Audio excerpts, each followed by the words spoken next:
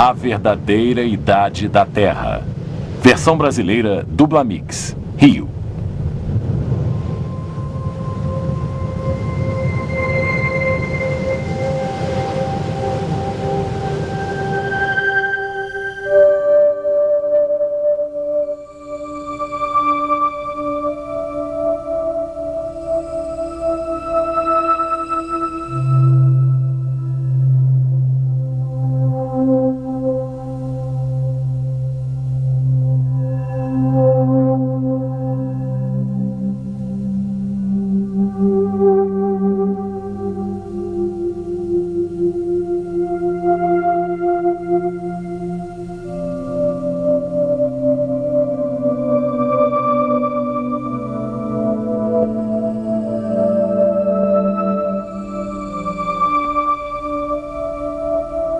Durante décadas, os cientistas prosseguiram com a teoria evolucionista das origens.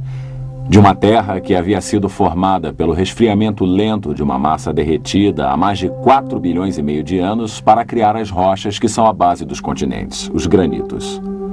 Da vida que teve início espontaneamente em algum oceano primeiro e que se desenvolveu durante centenas de milhões de anos para chegar às muitas formas de vida que vemos na Terra hoje. Da longa formação de eras e do ressecamento desses antigos oceanos para produzir rochas sedimentares tais como as do Grand Canyon, onde o próprio desfiladeiro foi esculpido pelo Rio Colorado há milhares de anos. De depósitos de carvão e de petróleo, enterrados em rochas sedimentares por todo o mundo, que presumivelmente exigiram milhões e milhões de anos para serem formados através do acúmulo e da decomposição da vegetação existente em eras passadas. Porém, teriam os cientistas considerado todas as evidências até chegar à sua teoria de uma Terra que se desenvolve desde a antiguidade? E se houvesse evidências nos próprios canyons que demonstrassem que se formaram rapidamente ao invés de terem se formado através de um resfriamento lento? E se houvesse provas que essas formações sedimentares que compõem o Grand Canyon tivessem sido depositadas rapidamente ao invés de lentamente? E se houvesse provas de que o próprio Canyon tivesse sido esculpido durante um breve período de tempo através de processos rápidos de erosão? E se houvesse evidências revelando que o carvão e o petróleo podem ser formados rapidamente e o fizeram recentemente? E se houvesse provas que os dinossauros não tenham vivido há milhões de anos, mas há apenas alguns milhares de anos? E se descobríssemos que as leis naturais, o elemento que une a moldura da teoria evolucionária, não podem explicar tudo sobre a história da Terra?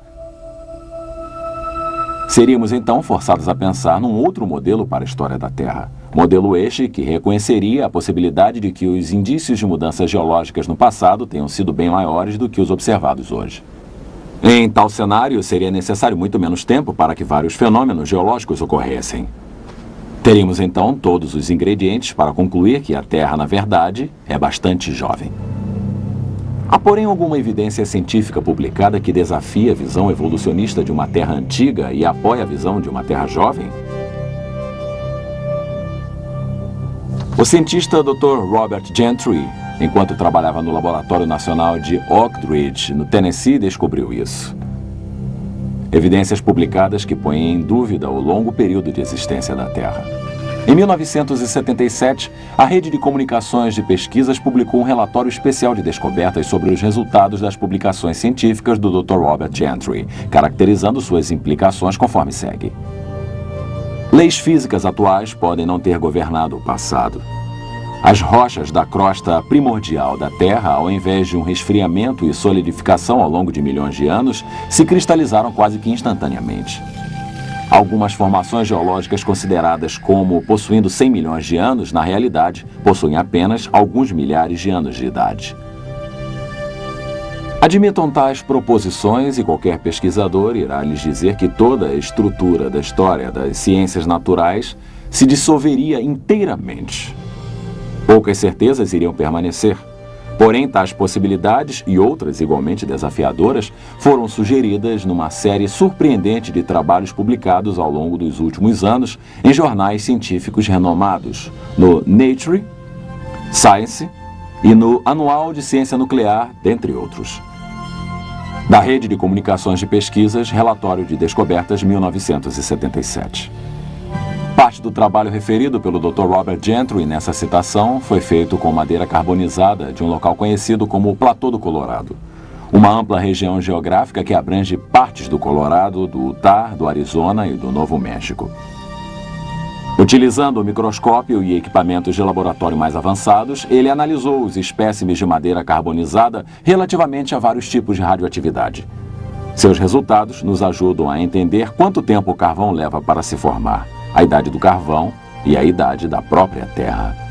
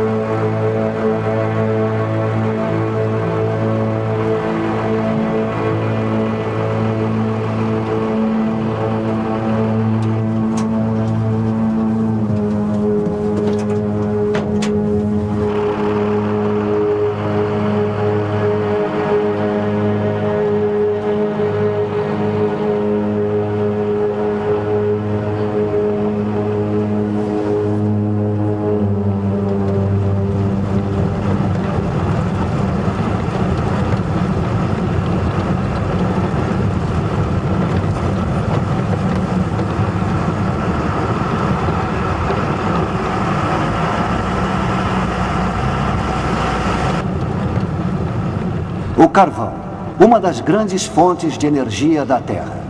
Antes que possamos responder à pergunta relativa à idade do carvão e o tempo de sua formação, precisamos responder à pergunta: de onde vem o carvão? Aqui nessa mina de carvão em Price, Utah, temos a resposta. Aqui temos um tronco praticamente todo transformado em carvão. Há milhares de troncos assim nessa mina e em outras minas por aqui na região de Price. Este fato nos revela que, se houver as condições corretas de pressão, de temperatura, de umidade e de tempo, essa madeira e outras vegetações irão se transformar em carvão. A pergunta seria: quanto tempo levou para que isso acontecesse?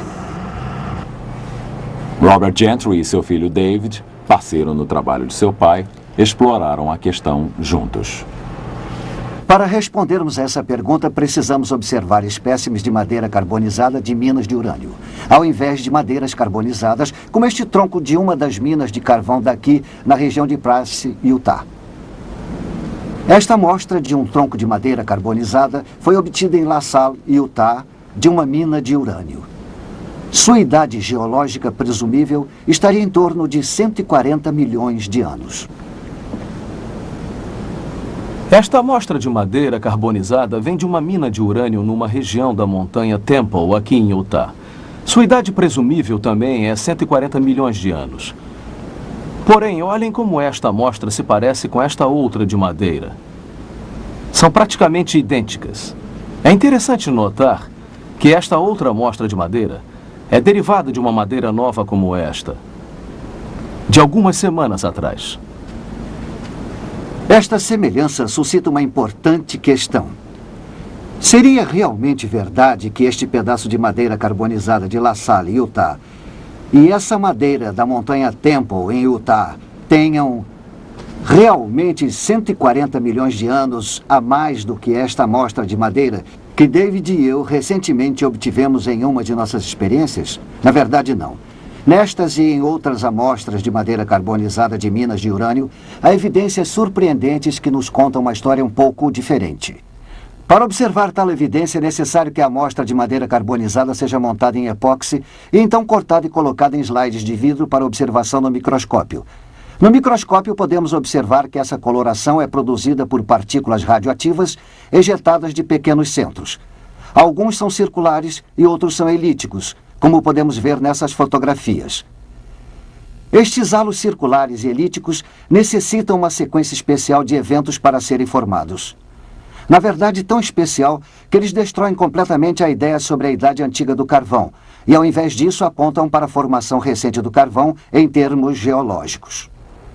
Para explicar os halos, é necessário que, numa determinada era, troncos saturados de água tenham sido enterrados no que atualmente são consideradas várias formações geológicas diferentes: o período Eoceno, Jurássico e Triássico.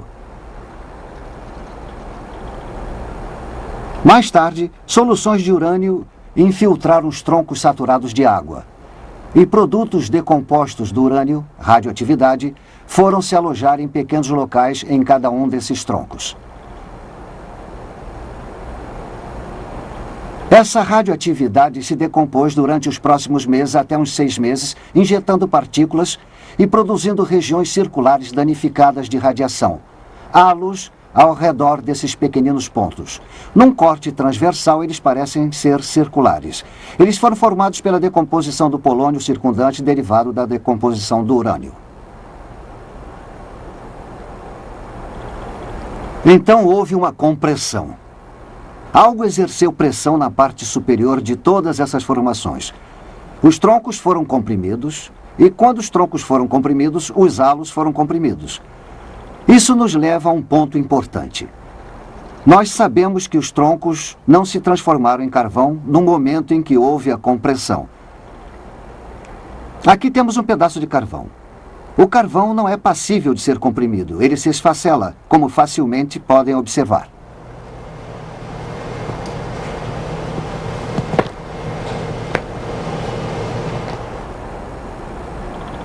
Toda a informação que vimos até agora indicaria que tais eventos foram simultâneos em todas essas formações geológicas. Mas existe ainda mais evidência disso. Quando o urânio penetrou a madeira, ele deixou alguns de seus produtos decompostos a partir do momento em que penetrou na madeira. Eu medi tanto a quantidade de urânio nesses troncos carbonizados e também a quantidade de chumbo, o produto decomposto. Assumindo que a decomposição de urânio para o chumbo tenha sido uniforme, uma suposição que iremos discutir mais tarde, chegamos à conclusão de que todos os troncos foram enterrados juntos recentemente. Mas quão recentemente? Em 1976, eu publiquei meus resultados dos estudos realizados com esses troncos no exemplar de 15 de outubro de 1976 da Science. Eis aqui o que escrevi nesse relatório. Tais valores extraordinários relativos à proporção de chumbo-urânio admitem a possibilidade de que ambas, a infiltração inicial de urânio e a carbonização, possam possivelmente ter ocorrido ao longo dos últimos milhares de anos. Em outras palavras, eu estava sugerindo que o carvão pode ser formado de maneira bastante rápida em termos geológicos, o que contradizia o pensamento convencional acerca da formação do carvão. Qual foi a reação da comunidade científica a esses novos dados? Eu recebi uma carta do professor Rafael Kasman, da Universidade Estadual de Louisiana, alguns meses após, datada de 27 de janeiro de 1997. Caro Dr. Gentry, eu venho pacientemente examinando a seção de cartas da Science desde a publicação feita pelo senhor e por seus colegas a respeito de seus achados sobre os radiohalos. O silêncio é surpreendente. Eu acho que pode ser interpretado como um silêncio de estupefação. Seus resultados não apenas irão perturbar enormemente o engenheiro, porém seu impacto sobre a ciência da geologia, possivelmente modificando as visões aceitas relativas à duração das eras geológicas, será sentido durante muitos anos. Sinceramente, Rafael G. Kasman. Logo após, o professor Kasman organizou um simpósio.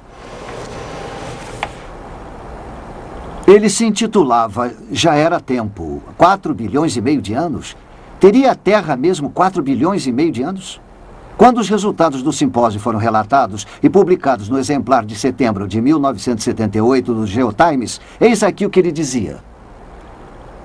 Apesar dos depósitos de onde a madeira carbonizada tenha sido obtida sejam considerados como sendo pelo menos da era Cretácea e possivelmente das eras Jurássicas e Triássicas, a proporção entre o urânio 238 e o chumbo 206 deveriam ser baixas. Ao invés disso, foram encontrados halos com proporções de urânio-chumbo que variavam desde cerca de 2.200 até acima de 64.000.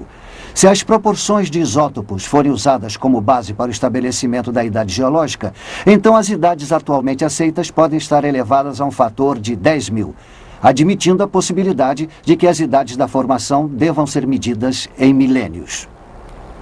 Traduzindo, isso significa vários milhares de anos para a formação do carvão e todas as formações geológicas. Tal afirmação permaneceu intacta e não foi refutada pela literatura científica desde sua publicação em 1976. E podemos, portanto, tirar mais conclusões a respeito dos dados.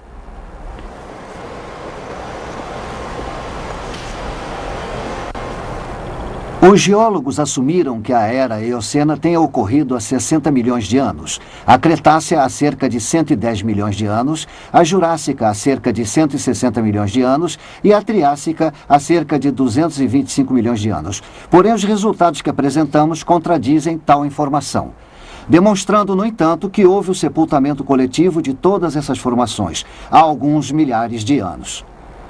Tais resultados levam à origem e a idade do carvão onde for encontrado. Baía do Monte Catherine, Austrália.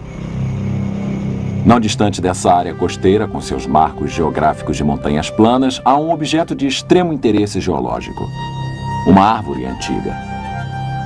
Os restos fossilizados dessa árvore podem ser vistos se estendendo ao longo de 3,5 metros de camadas sedimentares entre dois veios de carvão que aqui se encontram. Há anos, quando uma companhia de mineração escavou as camadas revelando a árvore, o fundo da árvore poderia ser visto estendendo-se para baixo, para a parte inferior da bacia. Desde essa época, a parte inferior da árvore se partiu e até agora a árvore, apesar de seu tamanho reduzido, se estende através de camadas que os geólogos normalmente consideram como tendo levado centenas de milhares de anos para se acumular. Porém, tais camadas não poderiam ter demorado um tempo tão longo para se acumular, porque a árvore teria apodrecido antes que os sedimentos tivessem tempo para se acumular ao seu redor. E então, esta árvore é o testemunho mudo para seu catastrófico sepultamento de pelo menos 2 sequências de depósito de cinzas vulcânicas. Como indicam as evidências, a árvore provavelmente foi enterrada numa série de erupções vulcânicas ocorridas em sequência num curto espaço de tempo. Talvez similar ao sepultamento catastrófico de milhares de árvores no Monte Santa Helena, no estado de Washington. Porém, se o carvão se formou rapidamente, esperamos encontrar locais onde os geólogos encontraram grandes dificuldades para explicar sua origem através do lento acúmulo da vegetação. Então vamos observar de perto as evidências para a formação do carvão, conforme ocorre nessa espetacular bacia hidrográfica do rio Powder, em Wyoming e Montana. A mina aberta de carvão Amax Eagle Beauty, perto de Gilead, Wyoming, expõe as vastas reservas de carvão que se tornam visíveis através do método de minas com faixas abertas utilizado aqui. A mina Eagle Beauty se compõe de camadas de carvão ou veios com espessuras que atingem 40 metros. A mina Eagle Beauty faz parte de um veio de carvão bem maior, conhecido como Bacia do Rio Powder. Essa reserva gigantesca de 16.000 km², situada entre as montanhas Black, a leste de South Dakota, e as montanhas Bighorn, a oeste, se estendem ao norte para o rio Yellowstone, em Montana, e ao sul para Casper, Wyoming. A imensidão dos depósitos de carvão da bacia do rio Powder atraiu a atenção dos geólogos durante décadas. Tal interesse foi documentado no principal exemplar da revista Earth, em maio de 1993. O artigo Carvão do Rio Powder, Enigma Geológico, Dilema Ambiental, que incluía as seguintes afirmações. Os veios de carvão do Rio Powder são extremamente espessos e não toldados por outros materiais. Geralmente, sedimentos não desejados, tais como barro, são despejados nos depósitos antes que os veios de carvão se tornem espessos. Porém, o carvão do Rio Powder se acumula em imensas faixas, algumas com mais de 65 metros de espessura. Esses veios se estendem por enormes distâncias, seguindo bacia acima e abaixo. Tem centenas de quilômetros de comprimento. Tem 80 quilômetros de largura, diz James McClurg, um geólogo da Universidade de Wyoming. Não são pequenos depósitos de 1 ou 2 acres, são coisas imensas. McClurg, que estudou a bacia por mais de uma década, diz que não há outro lugar no mundo que tenha tantos veios com 15 ou mais metros de espessura. Porém, a bacia do rio Powder não é apenas uma fonte de recursos econômicos. Para os geólogos, ela é também um intrigante enigma científico. Os geólogos vêm estudando a bacia há mais de um século, essencialmente para responder a uma pergunta frustrante: como os veios se tornaram tão maciços? Ou mais precisamente, por que os veios não diluíram pelo influxo de barro e de outras impurezas antes de se tornarem espessos? Conforme diz McClurg, como é que as coisas permaneceram constantes para que se tenha 65 metros de carvão? A gênese de qualquer tipo de carvão requer uma sequência precisa de eventos, no entanto. Se não houver todos eles, não se obtém o carvão, explica McClurg. E para obtermos veios com mais de 65 metros de espessura, com baixa impureza e com pouco enxofre, é um feito surpreendente. Ele acrescenta: seria como se colocássemos uma venda, rodopiássemos e atingíssemos o centro de um alvo 100 vezes seguidas. Então, se o carvão não se formou lentamente, há alguma experiência de laboratório que demonstre que ele pode se formar rapidamente? Nesta demonstração, Robert e David Gentry começam a responder essa pergunta.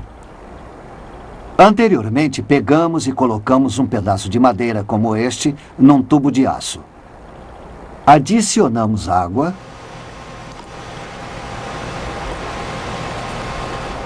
Então lacramos. O próximo passo é colocá-lo no forno a uma temperatura de 165 graus centígrados por 2 semanas. E agora estamos prontos para examinar os resultados dessa experiência.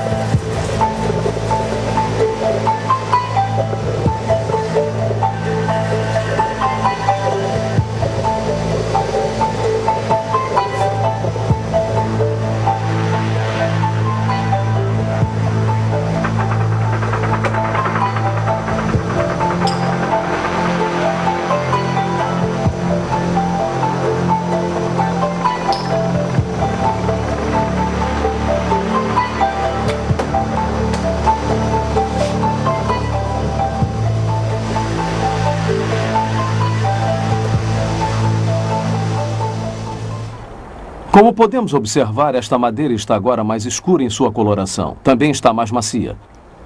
Uma reação química entre o vapor e a madeira sob pressão fez com que tais mudanças ocorressem. Esta amostra ainda não é carvão.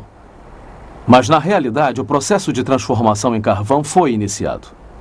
A questão é: o carvão irá ser o resultado obtido se essa experiência ou uma variação se prolongar por um período mais longo? Os cientistas do laboratório Argônio responderam a essa pergunta através de uma série de experiências realizadas na década de 80.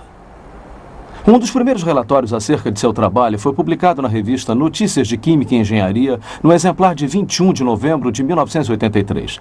Na página 42 da revista, lemos a seguinte citação: químicos do Laboratório Nacional Argonne conseguiram criar um tipo de carvão artificial de materiais naturais existentes. O processo é bem menos complicado do que era anteriormente imaginado ser necessário e fornece um novo entendimento acerca da estrutura do carvão e de como alterá-la. Posteriormente, quando o relatório foi publicado no jornal científico Geoquímica Orgânica, o jornal inglês de ciências Nature informou o sucesso que obtiveram ao realizarem tal experiência. Na página 316 do jornal Nature, de 28 de março de 1985, lemos o seguinte: Winans e seus colegas do Laboratório Nacional Argonne levaram menos de um ano para preparar um carvão sintético inteiramente caracterizado. O material que produzem não pode ser distinguido do carvão verdadeiro através de todas as técnicas aplicadas até o momento, e sua síntese suscita muitas questões interessantes a respeito da química do carvão. Para entender seus resultados, vamos primeiramente falar sobre a estrutura básica da madeira. Os dois principais componentes da madeira são celulose e lognina. A lognina age basicamente como um agente de união para as fibras da celulose. Diversas variações da experiência de Argonne foram realizadas, porém a fórmula de sucesso combinava lognina e barro com o calor. Cerca de 150 graus Celsius na ausência de oxigênio. Durante um período de aproximadamente 8 meses, o carvão artificial foi produzido. A rapidez através da qual o carvão se forma quando o vapor interage com a madeira sob pressão nos leva a indagar. Poderia o vapor ou a água quente também produzir a rápida transformação de matéria orgânica em petróleo? Um artigo Água a Água por toda parte, publicado no exemplar de 20 de fevereiro de 1993 da revista Notícias da Ciência, responde a tal pergunta. Pesquisadores da Exxon descobriram que a água exercia um papel essencial na formação do petróleo. Esforços para sintetizar o petróleo não obtiveram sucesso até que água muito quente foi adicionada ao veículo reator contendo a amostra de rocha. Quando isso foi feito, uma camada de petróleo foi encontrada na superfície da água no final da experiência. Tal resultado prova que há um caminho alternativo para a produção de petróleo na Terra, com a água superaquecida representando um papel determinante. O artigo indicava que essa descoberta poderia entrar em choque com as ideias estabelecidas sobre a formação do petróleo. Na verdade, no entanto, outros acontecimentos naturais já estão indo de encontro a teorias convencionais. Por incrível que pareça, certos pesquisadores aqui na Universidade Estadual de Oregon publicaram relatórios demonstrando evidência de formação de petróleo atualmente na bacia Guayamos, no Golfo da Califórnia. Atualmente no Golfo da Califórnia, numa profundidade de 2.000 metros do nível da água, há um depósito de sedimentos orgânicos derivados de algas marinhas e outras fontes orgânicas. Abaixo do depósito, a água superaquecida está sendo pressionada para cima de uma profunda fonte de calor através desses sedimentos. O petróleo está sendo formado pela interação de sedimentos orgânicos com a água superaquecida. Esse petróleo hidrotérmico da bacia de Guayamos, na verdade, não pode ser distinguido do petróleo cru retirado de poços perfurados em outros locais na Terra. A implicação de tal descoberta não pode ser superestimada. A possibilidade existe de que a gênese dos reservatórios de petróleo cru abundantes através do mundo talvez seja explicada por um processo hidrotérmico similar ao que acontece na bacia de Guayamos. Porém, ao invés de uma dispersão aberta de petróleo diretamente para a água do mar, um sistema fechado poderia facilmente ser visualizado onde um reservatório de petróleo cru poderia ser coletado. É concebível que um grande dilúvio universal tenha sido essencial na produção das enormes reservas de petróleo do Oriente Médio e de outros locais. A vasta quantidade de vegetação coberta por tal inundação, misturada a uma água superaquecida, como a detectada na bacia de Guayamos, poderia produzir petróleo nos volumes que vemos hoje em dia. Dependendo das condições de sepultamento, a matéria orgânica se transformaria em petróleo ou em carvão. Há algum modelo em nossa história que incorpore essas características? Um modelo que permita a formação das grandes reservas de carvão e de petróleo da Terra num período mais curto de tempo do que previamente se estimava ser possível? Que tal um modelo baseado no registro da história da Terra fornecido em Gênesis? A Bíblia descreve a Terra sendo criada há cerca de 6.000 anos. Uma terra originalmente coberta por vegetação viçosa e depois devastada por um dilúvio universal cerca de 1.700 anos mais tarde. Essa escala de tempo certamente se encaixa com todas as descobertas científicas que citei. E, igualmente de forma assertiva, a água cobriu um dia a nossa Terra. Em 1927, Noel Odell descobriu fósseis marinhos de conchas localizados perto do topo do Monte Everest. Montanhas surgindo das águas é como a Bíblia descreve o fim do mundo pelo dilúvio. De acordo com essa descrição, as conchas próximas ao topo do Monte Everest não são uma surpresa. E o carvão e o petróleo? Seriam eles um resultado da devastação rápida e do sepultamento da vegetação por um dilúvio universal? Se for, que dilúvio universal poderia ter causado este sepultamento tão rápido? A Bíblia fala de fontes das profundezas vindo à tona e menciona erupções vulcânicas e de bacias oceânicas pré-diluvianas. Isso é significativo, porque pesquisadores do oceano recentemente encontraram uma área no soalho do Oceano Pacífico com uma concentração de mais de 1000 vulcões. O tamanho dessa área é aproximadamente o mesmo do estado de Washington. Pesquisas adicionais do soalho marinho podem fundamentar ainda mais tais descobertas. A probabilidade de uma maciça atividade vulcânica durante o dilúvio bíblico nos leva a pensar numa das mais famosas erupções vulcânicas dos tempos modernos. No dia 18 de maio de 1980, um gigantesco desabamento de terra na face norte do Monte Santa Helena, no estado de Washington, foi acompanhado de uma explosão equivalente a 20 milhões de toneladas de TNT.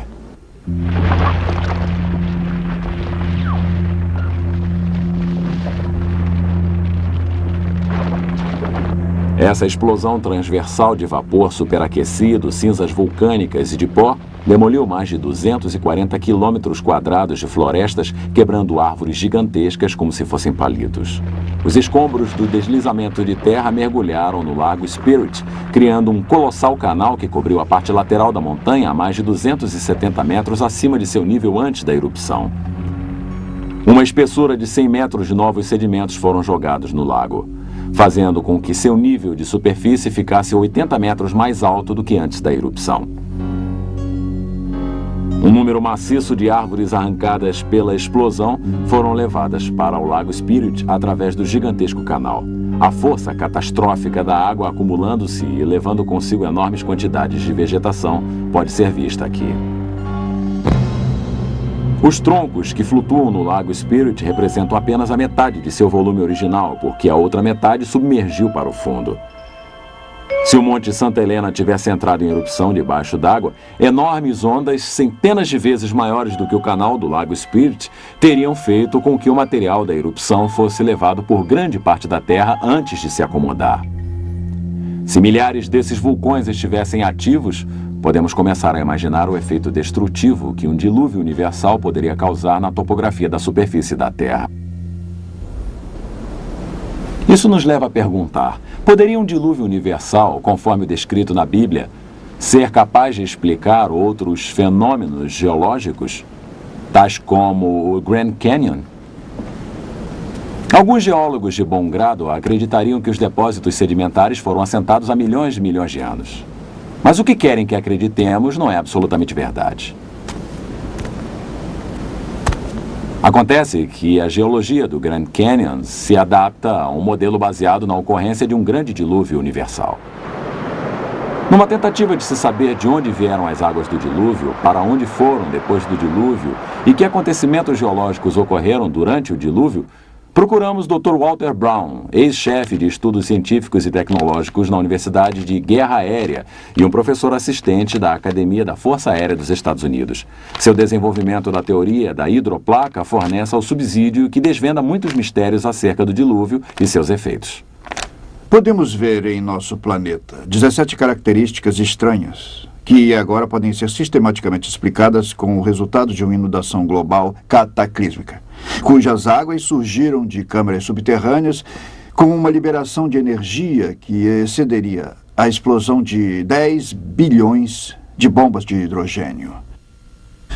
Essa explicação nos demonstra com que velocidade as grandes montanhas são formadas. Ela explica os depósitos de carvão e de petróleo, o rápido afastamento continental, porque os soalhos marinhos possuem valas e centenas de desfiladeiros e vulcões. Ela explica a formação da camada estratificada e os registros de fósseis, as chamadas eras glaciais e os principais desfiladeiros em terra, principalmente o Grand Canyon. A era pré-diluviana provavelmente era constituída de um enorme supercontinente contendo uma vegetação viçosa, mares, rios e pequenas montanhas. De acordo com a teoria da hidroplaca, a era pré-diluviana possuía uma grande quantidade de água subterrânea, mais ou menos a metade da que hoje em dia temos em nossos oceanos. Esta água ficava em câmaras interligadas, formando uma fina casca respiradora, mais ou menos uns 800 metros de largura, talvez uns 16 quilômetros abaixo da superfície da Terra. O aumento da pressão na câmara de água subterrânea expandiu a crosta acima. É uma pressão exuberante, que é quando a pressão interna aumenta. A falha na crosta começou com uma rachadura microscópica que cresceu em ambas as direções, quase a 5 km por segundo.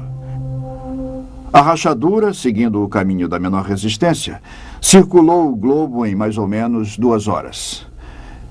Enquanto a rachadura corria pelo globo, a crosta acima se abriu com um rasgão num tecido extremamente esticado. A água subterrânea sofria uma enorme pressão por causa do peso de 16 quilômetros de rochas pressionando sobre ela. Então a água explodiu violentamente para fora da ruptura. Os cálculos demonstram que, ao longo dessa rachadura que circundava o globo, fontes de água saíam em jatos supersônicos a mais de 30 quilômetros para a atmosfera. O borrifo dessas enormes fontes ocasionou chuvas torrenciais como a Terra jamais havia sofrido, tanto anterior como posteriormente. A Bíblia afirma que todas as fontes das grandes profundezas surgiram num só dia. E ela descreve tais acontecimentos há cerca de 4.500 anos atrás. O que agora podemos reunir cientificamente numa ordem de causa e efeito com a teoria da hidroplaca. As fontes das profundezas e a expansão do vapor produziram ventos violentos. Parte da água saindo em jatos acima da gélida estratosfera congelou e cristais de gelo causaram enormes tempestades de neve, enterrando, sufocando e instantaneamente congelando vários animais. As fontes de alta pressão causaram erosão na rocha em ambos os lados da fenda e até mesmo através dos conteúdos lamacentos de muitos mares no período pré-diluviano, enormes volumes de sedimentos se espalharam através dessa água lamacenta por toda a Terra. Os sedimentos foram ficando retidos, enterrando plantas e animais, formando os registros de fósseis. A vegetação levada pela inundação seguiu para regiões onde se acumulou e se decompôs em carvão e em petróleo através de processos que podemos repetir hoje em laboratório. Experiências demonstram que, à medida que a erosão alargava a fenda, sua largura se tornou tão grande que as rochas, pressionadas embaixo da câmara subterrânea, se ergueram, dando origem à cordilheira oceânica que se estende ao longo da Terra como a costura de uma bola de beisebol. As placas continentais, as hidroplacas, ainda com água lubrificante abaixo delas, escorregaram para baixo, afastando-se da cordilheira atlântica que surgia. Depois que as maciças placas continentais lentamente desaceleradas atingiam velocidade de cerca de 60 km por hora. Chegaram até locais de resistência, se comprimiram e se enrugaram, e se tornaram mais espessas e se curvaram. As partes das hidroplacas que se curvaram para cima formaram montes, as que se curvaram para baixo formaram valas oceânicas. E é por isso que essas características são geralmente paralelas às cordilheiras oceânicas de onde deslizaram. As hidroplacas, ao deslizarem, afastando-se das cordilheiras oceânicas, abriram profundas bacias oceânicas, para onde as águas inundadas se represaram. Toda a bacia continental reteve naturalmente a água, formando vários lagos. Cada lago, formado por chuvas ou por águas drenadas de elevações maiores, derramou sobre sua margem na parte mais baixa de sua margem, ocasionando a erosão de um pequeno entalhe na margem, permitindo que mais água fluísse pelo entalhe com maior rapidez, fazendo os depósitos sedimentares ficarem mais profundos. Esse processo acelerou e fez com que toda a água do lago fosse jogada num deslizamento muito profundo, formando um desfiladeiro. O maior deles foi o Grand Canyon. A nordeste do Grand Canyon havia um enorme lago que eu identifiquei pelo nome de Grand Lake. Seu despejo liberou mais água do que todos os 5 grandes lagos reunidos. O Grand Lake derramou sobre a sua margem causando erosão em sua represa, 30 quilômetros a sul de Page, Arizona, catastroficamente formando o Grand Canyon num período de poucas semanas. O assentamento acelerado de depósitos de inundação através da ação da maré significa que houve pouco tempo para que a erosão ocorresse entre camadas sucessivas. Na escala de tempo longo, defendida pela teoria evolutiva, deveria haver considerável evidência encontrada relativamente à erosão e ao preenchimento através de formações geológicas sucessivas durante os eventos atmosféricos ocorridos ao longo de milhões de anos. As camadas geológicas do Grand Canyon são notáveis por demonstrar pouca ou nenhuma evidência de erosão entre as diferentes camadas. Ao invés disso, vemos formação de camadas do tipo panqueca, o que é bastante consistente com o rápido depósito vislumbrado pelo modelo do dilúvio. A erosão não ocorreu até que todas as camadas houvessem sido depositadas. Mas com que velocidade poderia o próprio desfiladeiro ter sofrido uma erosão? Assentamentos recentemente depositados mostram que ainda não endureceram totalmente a rocha, o que permite supor que a erosão do desfiladeiro possa ter ocorrido de maneira bem mais fácil do que se tivesse endurecido a rocha, como a teoria evolutiva presumiu.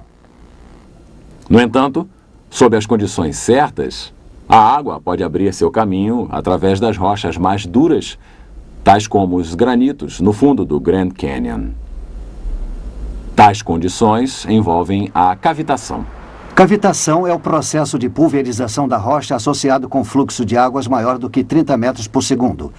À medida que a água flui através das formações irregulares até o canal do leito rochoso, bolhas de vácuo são produzidas, provocando golpes na superfície do leito rochoso, literalmente convertendo as rochas em pó. Um exemplo moderno da rápida erosão do leito rochoso através da cavitação nos vem da represa Glen Canyon, no Rio Colorado, pouco acima do Grand Canyon. O excesso de neve vindo da alta região da parte superior da bacia do Colorado no final da primavera de 1983 ocasionou um vazamento excessivo que despejou águas no Lago Powell, a velocidade de até 50 mil metros cúbicos por segundo. Esse despejo acelerado ameaçou inundar a represa Glen Canyon. Para controlar esse acúmulo de despejo de água, a hidroelétrica funcionou a toda capacidade, liberando 9 mil metros cúbicos de água por segundo através de suas turbinas. E então os escoadouros foram abertos para liberar mais 5 mil metros cúbicos por segundo. Isso ainda não foi o suficiente. A situação de emergência exigiu que os engenheiros arriscassem os danos causados pela utilização do túnel de escoamento e, em 15 de junho, o túnel de escoamento de 13 mil metros de diâmetro foi aberto para fazer escoar mais 4 mil metros cúbicos de água por segundo, o que foi então elevado para 6 mil metros cúbicos por segundo. Então, no dia 28 de junho, o fluxo foi aumentado para 10 mil metros cúbicos por segundo. A essa altura, a água que saía pelo túnel se tornou mais violenta e vibrações notórias no solo, como terremotos, foram sentidos pelos engenheiros. Grandes blocos de concreto e pedras do rio foram arremessados pelo túnel de 13 metros de diâmetro. Após o fechamento do túnel de escoamento, a equipe de pesquisa descobriu extensos danos causados por cavitação. A forração de reforço do túnel, feita com concreto com 1 metro de espessura, fora penetrada, formando enormes valas. Numa junção onde o túnel jorra para fora, um buraco com 10 metros de profundidade, 50 metros de extensão e 13 metros de largura foi feito na forração, chegando até o leito composto de areia vermelha e de pedras. Para encher tal buraco, foram necessários 20 mil metros cúbicos de concreto. O processo de reparo do enorme buraco demonstra a vasta extensão dos danos. A velocidade da erosão no tubo de escoamento da represa de Glen Canyon ocorreu com grande rapidez durante o período em que a água de cor avermelhada apareceu e vibrações do solo foram ocasionadas. É possível que a cavitação estivesse pulverizando concreto, aço e areia proveniente de pedras à velocidade de 330 metros cúbicos por segundo durante o período de pico da erosão. Os efeitos destruidores da cavitação na represa de Glen Canyon nos demonstra que o Grand Canyon pode ter sofrido uma erosão bastante rápida através da liberação súbita de um enorme volume d'água acima do desfiladeiro. Mas de onde teria vindo a água e o que ocasionou sua liberação repentina? Os estudos do Dr. Brown sobre o Grand Canyon fornecem uma das melhores respostas. A maioria das pessoas aprende que o poderoso Rio Colorado esculpiu o Grand Canyon há milhões de anos. Porém, se as pessoas pudessem estudar o Grand Canyon de um avião, elas poderiam ver sua imensidão e o quão pequeno aquele rio realmente é em relação ao próprio Canyon. Não existe rio na Terra que possa esculpir esse enorme buraco no solo, mesmo que ao longo de bilhões de anos. Se o Rio Colorado esculpiu o Grand Canyon, a primeira pergunta que devemos fazer seria: onde os sedimentos que sofreram erosão terminaram? Deveria haver um delta de rio muito grande no final do Rio Colorado. Não existe. Além do mais, os geólogos não conseguem localizar nenhum delta de rio perto dessa região do mundo. Então, precisamos nos perguntar onde foram parar os sedimentos. Em vários locais dessa plataforma, que está diante do Grand Canyon, há pequenas montanhas ou picos. Suas camadas nos revelam uma história fascinante. As camadas se alinham umas com as outras, então, obviamente, elas um dia estiveram ligadas. Algo deve ter surgido e retirado uma camada de vários metros de espessura de um material menos rígido, que estava onde estamos agora.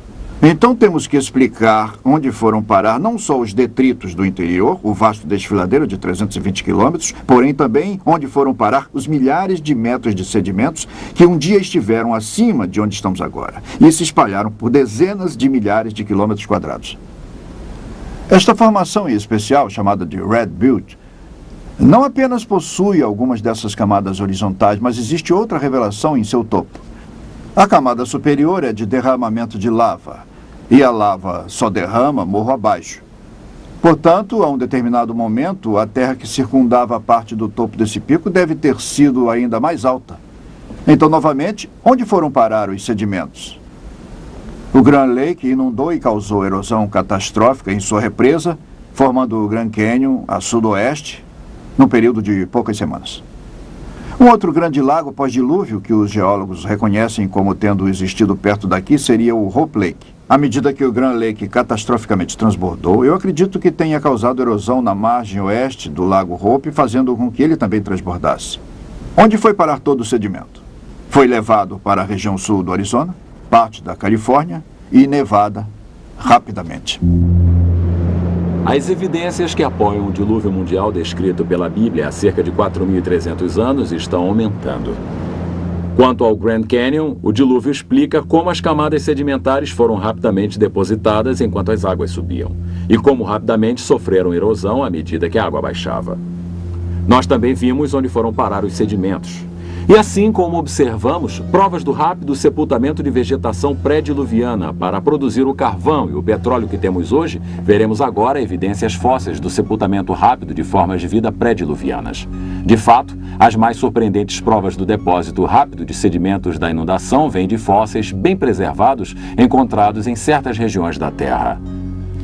Talvez as melhores provas fósseis do sepultamento rápido de plantas e da vida marinha esteja no sudoeste do Wyoming, no Monumento Nacional Fossil Butte. Durante os últimos 100 anos, cientistas e colecionadores particulares coletaram milhares de fósseis totalmente conservados para a ciência no interior do monumento. Aqui mesmo em Fossil Butte, existe uma surpreendente coleção diversificada de fósseis de tartarugas, folhas de palmeiras, crocodilos, folhas, insetos, galhos com frutos ainda intactos.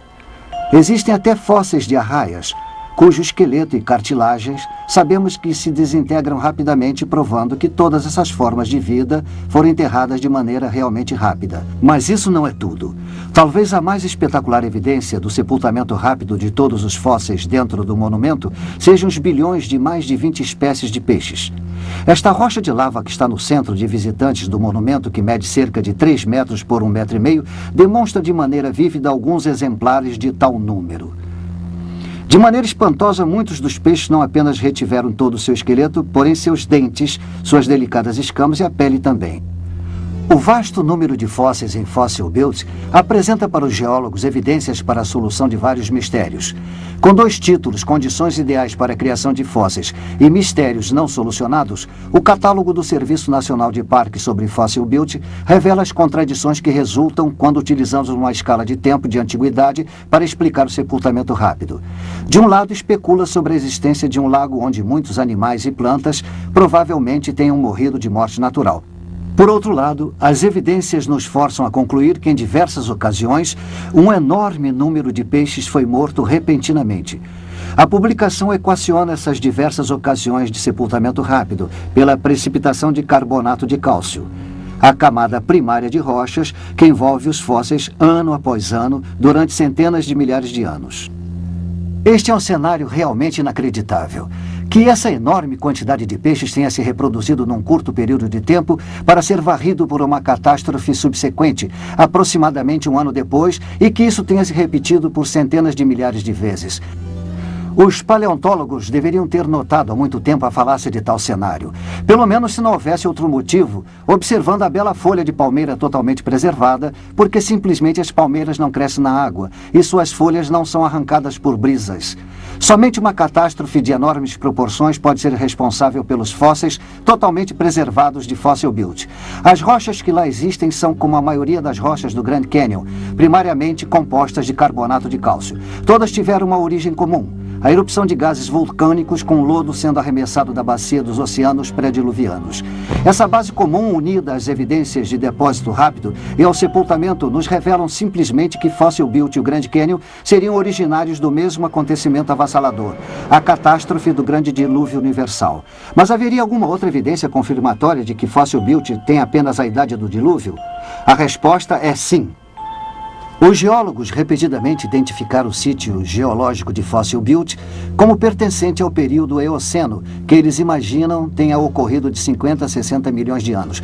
Porém, já vimos através de meu estudo sobre madeira transformada em carvão que o período Eoceno se encaixaria no quadro da Era do Dilúvio Universal, somente há alguns milhares de anos. Não há dúvida de que o acontecimento total de Fossil Butte se encaixe no quadro de um dilúvio universal e de uma Terra com idade ainda jovem. E ainda mais, nem tudo foi enterrado no primeiro dia do dilúvio. As águas subiram durante 40 dias. Animais terrestres suficientemente grandes para sobreviver durante parte desse período deixaram registros surpreendentes de seus esforços para escapar das águas que subiam. Tal registro é encontrado no carvão e é realmente fascinante.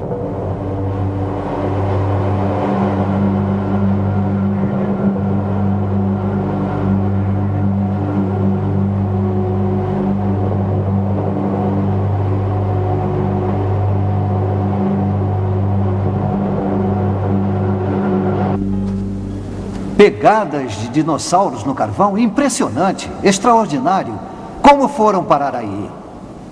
Obviamente, no passado, havia uma enorme bacia de vegetação nesta área. Os dinossauros andavam por essa vegetação antes que se transformasse em carvão. Mas há quanto tempo foi isso? Qual a idade dos dinossauros? É isso que nós queremos saber. E essa outra pegada de dinossauro nos conta a história. Está aqui num desses troncos carbonizados, na mina de carvão em Price, Utah. Na verdade, está apenas a 33 metros de distância do tronco carbonizado que vimos anteriormente. Por isso sabemos que, seja qual for a idade do tronco carbonizado, os dinossauros seriam da mesma idade.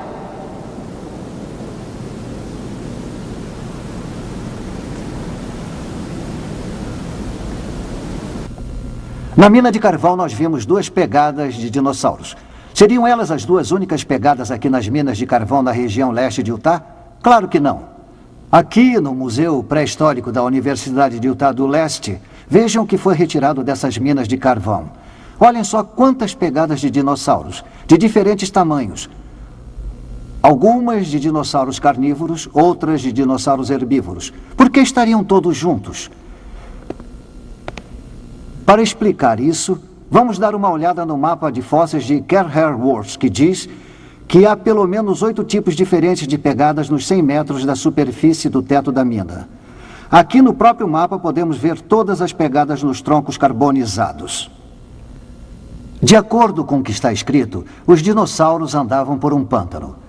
Estudos, porém, nos revelam que isso não pode ter sido verdade. Não existe pântano no mundo que pudesse preservar tais pegadas. Todos esses dinossauros estavam juntos por uma razão. Estavam tentando escapar das águas emergentes de um dilúvio universal. Esses quadros nos ajudam a ilustrar como as pegadas podem ter sido formadas na época do dilúvio e por que existem registradas em carvão até hoje. A era pré-diluviana era coberta de vegetação viçosa. Havia beleza por toda parte. Então veio o dilúvio.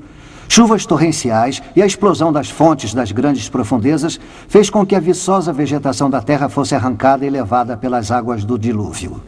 Tal vegetação se acumulou em grandes tapetes e posteriormente foi depositada pelas marés e pela chegada de ondas gigantescas produzidas por atividade vulcânica. Nos oceanos pré-diluvianos, cada ação da maré deixou seu depósito de sedimentos dentro ou sobre a camada de vegetação. Os dinossauros, sendo pesados, puderam sobreviver a muitas das primeiras ondas gigantescas enquanto tentavam escapar das águas. Quando as águas baixaram, os dinossauros continuaram sua busca por terrenos mais altos. Eles deixaram suas pegadas nos sedimentos que haviam sido depositados sobre a vegetação. Em certos momentos, seu grande peso fez com que suas pegadas penetrassem a camada sedimentar, chegando até ao tapete de vegetação. Tal tapete posteriormente se transformou em carvão, onde os dinossauros deixaram suas impressões originais. Aí nós encontramos um indubitável registro de suas pegadas em carvão hoje em dia.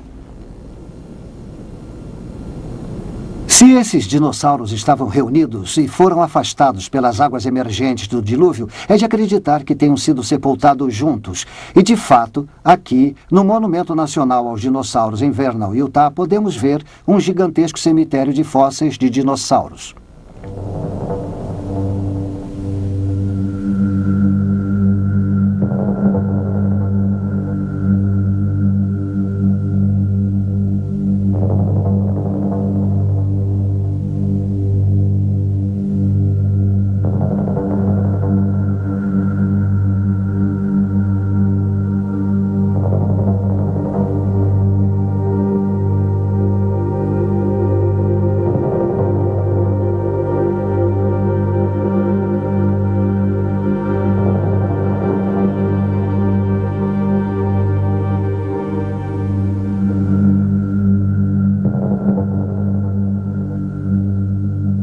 Vamos tirar algumas conclusões acerca da idade dos dinossauros e da idade dos peixes encontrados no Monumento Nacional de Fossil Butte.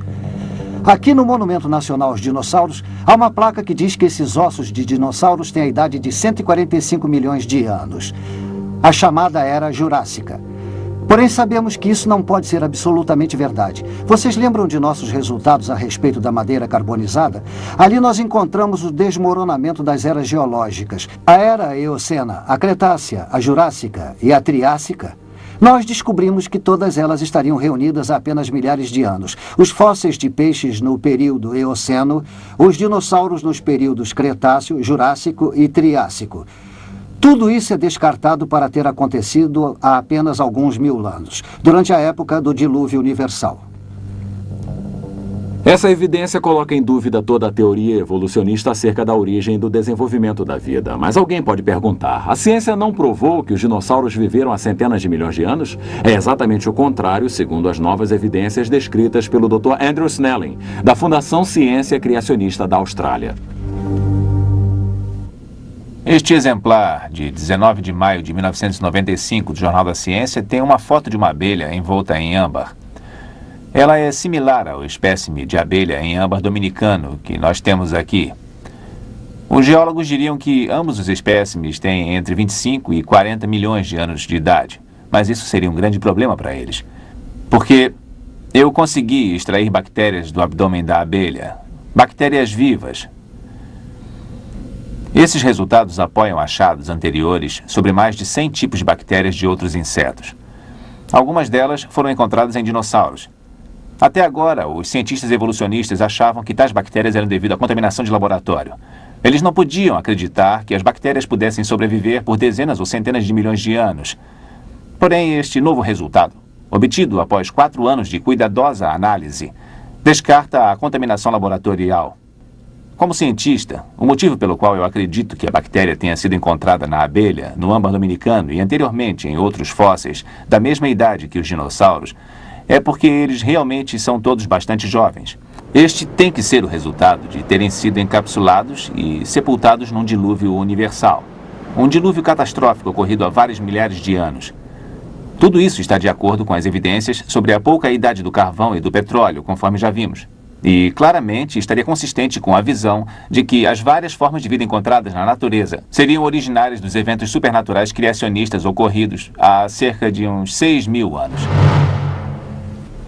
A essa altura, alguns podem indagar como é que esse resumo surpreendente poderia ser conciliado com a visão evolucionária da história da Terra. Eles podem perguntar, não sabemos através do estabelecimento da idade por radiomedição que as rochas do fundo da Terra, os granitos, foram formados repetidamente em eras em locais diferentes ao longo de bilhões de anos e eras evolutivas? E também não sabemos que utilizando esses mesmos métodos em fósseis e em rochas sedimentares, obtemos centenas de milhões de anos de idade? A resposta é claramente evidente para as duas perguntas.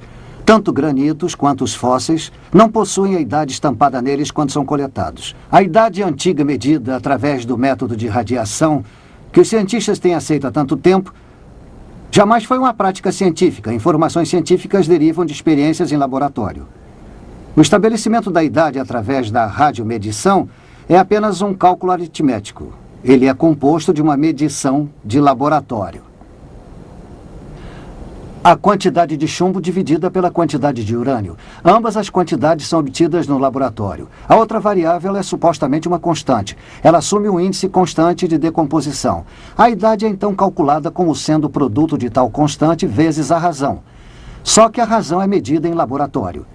Se esta constante aqui não for realmente uma constante, porém uma variável, então a idade não tem significado. O método de radiomedição não passa de uma ficção radiométrica. O evolucionismo assume que os granitos são formados através do resfriamento lento ao longo de bilhões de anos. O tempo de resfriamento ou a idade presumível é obtida através da medição da decomposição radioativa atual dos produtos na amostra. É assumir que eles tenham se acumulado apenas através de uma lenta decomposição radioativa constante. Porque a teoria evolutiva equaciona a idade radioativa com o tempo de resfriamento, qualquer evidência demonstrando que os granitos se formaram rapidamente, basicamente demonstra sua criação simultânea. Por conseguinte, a premissa de decomposição radioativa constante e a inferência de idade avançada são invalidadas. E, de fato, há evidências científicas de sua criação simultânea. Gravados no interior dos granitos existem belas microesferas coloridas produzidas pela decomposição de um certo elemento radioativo conhecido por ter apenas uma existência efêmera. Utilizando uma analogia simples, as bolhas de Alka-Seltzer na água só podem ser retidas através de um congelamento rápido. De modo similar, o registro microscópico de elementos em veloz decomposição radioativa em granitos existe somente porque tais rochas foram instantaneamente criadas em forma sólida. Se elas fossem criadas por resfriamento lento, os vestígios radioativos teriam desaparecido no processo sem deixar qualquer registro visual. Este registro da criação instantânea é encontrado em granitos por todo o mundo. Além disso, sua existência em granitos de várias idades radiométricas diferentes demonstra que foram todos criados ao mesmo tempo. Isso faz desmoronar todo o fundamento das eras geológicas. As centenas de milhões de anos de resfriamento que os geólogos achavam que eram necessários para a formação do gigantesco monolito El Capitan são reduzidos para menos de alguns minutos. Qual o impacto que tais evidências causam sobre a idade da Terra? De forma muito significativa. A criação simultânea de diversos granitos nos informa que suas diversas idades radiométricas estão erradas, que algo está errado. Anteriormente descobrimos que havia apenas uma incerteza nos cálculos da idade radiométrica. Tal incerteza seria assumir um índice de decomposição uniforme. Agora sabemos que houve uma mudança no índice de decomposição em algum momento no passado. Minha visão é de que realmente, na época do dilúvio, houve uma ampla modificação e um aumento no índice de decomposição radiométrica. A radioatividade não pode, então, ser utilizada para estabelecimento da idade até depois do final da modificação do índice de decomposição. Qualquer esforço para utilizar a radioatividade para o estabelecimento da idade anterior a essa época certamente nos levará a um resultado errôneo. Outras evidências relativas à mudança no índice de decomposição e a respeito da pouca idade da Terra advêm de meus estudos sobre o núcleo de granitos de um sítio de escavação profunda no Novo México. Na década de 70, o Departamento de Energia perfurou uma profundidade de 4.600 metros com a finalidade de saber se poderiam extrair energia do calor existente nas profundezas da Terra. Eu retirei amostras de profundidades de 1.040 metros até os 4.600 metros. A finalidade era de extrair pequenos microscópicos zircônios, um mineral dos granitos que possui urânio. O resultado de tais investigações acerca dos zircônios foram publicados na Geophysical Research Letters em 1982. Os meios círculos laranja aqui representam os pequenos zircônios nos granitos em diferentes profundidades. O primeiro, a 1040 metros, a uma temperatura de 105 graus centígrados, descendo até uma profundidade de 4.663 metros, a uma temperatura de 313 graus centígrados, 3 vezes o ponto de ebulição da água. Agora vamos assumir que tais zircônios estivessem preenchidos com hélio num determinado tempo. Os pontos acima dos zircônios representam a velocidade com que os zircônios perdem o hélio, nas diferentes profundidades. Obviamente, o mais aquecido com a maior profundidade irá perder o hélio com mais velocidade do que o mais alto a 1140 metros. Após um período de tempo, esperaríamos que, de fato, o zircônio mais próximo da superfície, a 1140 metros, ainda possuísse o maior volume de hélio em si. O outro, que se encontrava na maior profundidade, com a temperatura mais alta, teria agora a menor quantidade de hélio, bem pequena.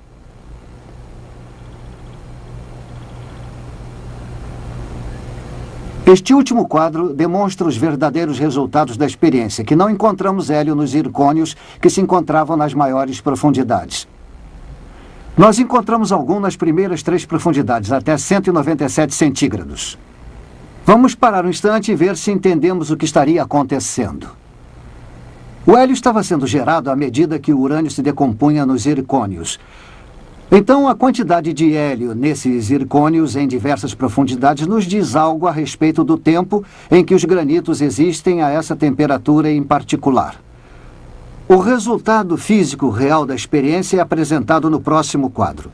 Eles só serão significativos se fizermos uma comparação entre o que esperávamos encontrar se de fato a Terra tivesse 4 bilhões e meio de anos. Pelo que vimos anteriormente, a quantidade esperada de hélio, se a Terra tivesse 4 bilhões e meio de anos, seria somente uma quantidade pequena. O que temos aqui é uma estimativa, uma aproximação. Há tantas variáveis relacionadas a algo que supostamente tenha uma idade tão antiga que não podemos ser muito precisos. Nós, no entanto, sabemos que deveria haver uma pequena quantidade, porque o hélio, um elemento que se decompõe do urânio, escapa com muita velocidade à medida que a temperatura aumenta.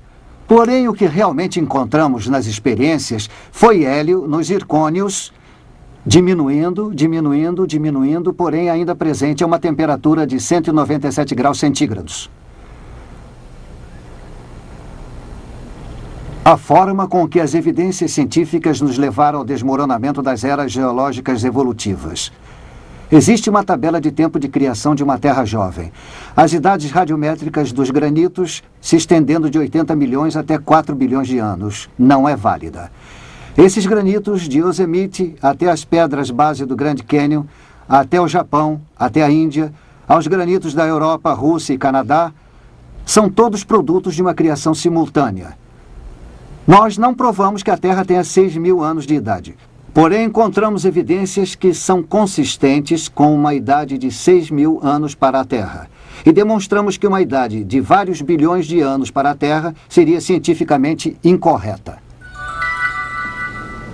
Apresentamos apenas uma breve visão das várias linhas de evidências científicas que apontam para a verdade e a precisão do relato bíblico sobre a recente criação da Terra e o grande dilúvio.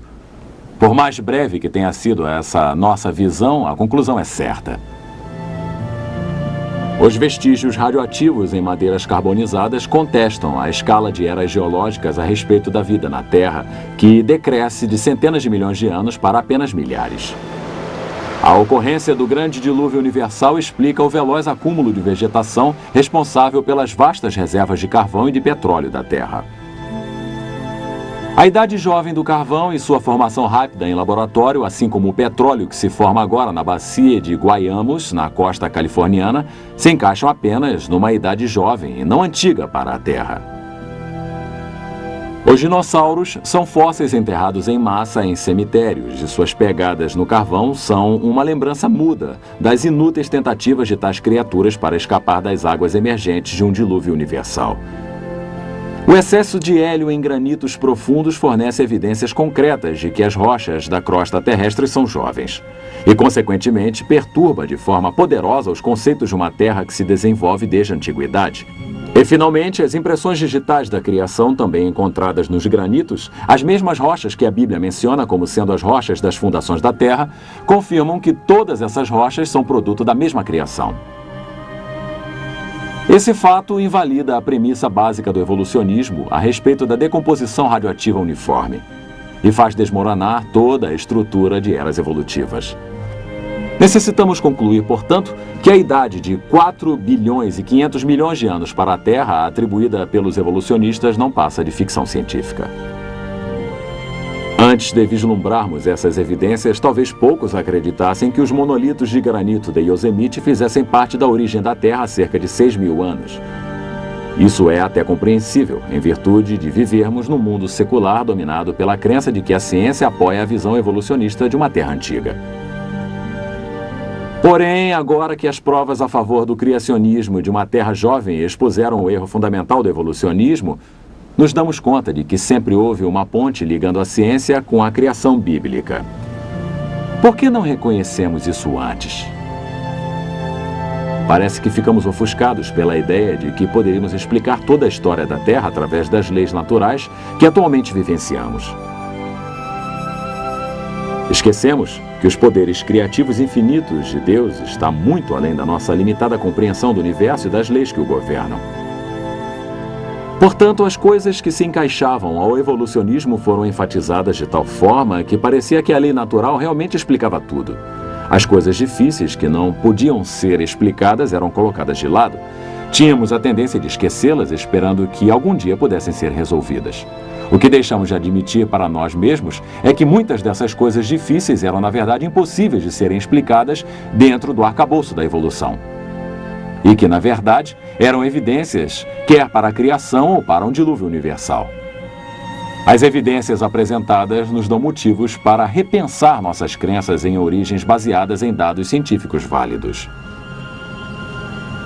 Claramente, o sistema de crenças que abraça todos os fatos científicos que apresentamos é o registro da criação fornecido em Gênesis e repetido por Moisés em Êxodo 20:11. Porque em 6 dias fez o Senhor os céus e a terra, o mar e tudo o que neles há. E ao 7º dia descansou. Assista também o vídeo As Impressões Digitais da Criação, onde são apresentadas provas científicas de que a Terra foi criada em um curto período de tempo, refutando a teoria de que a Terra tenha sido formada ao longo de bilhões de anos através de eras evolutivas.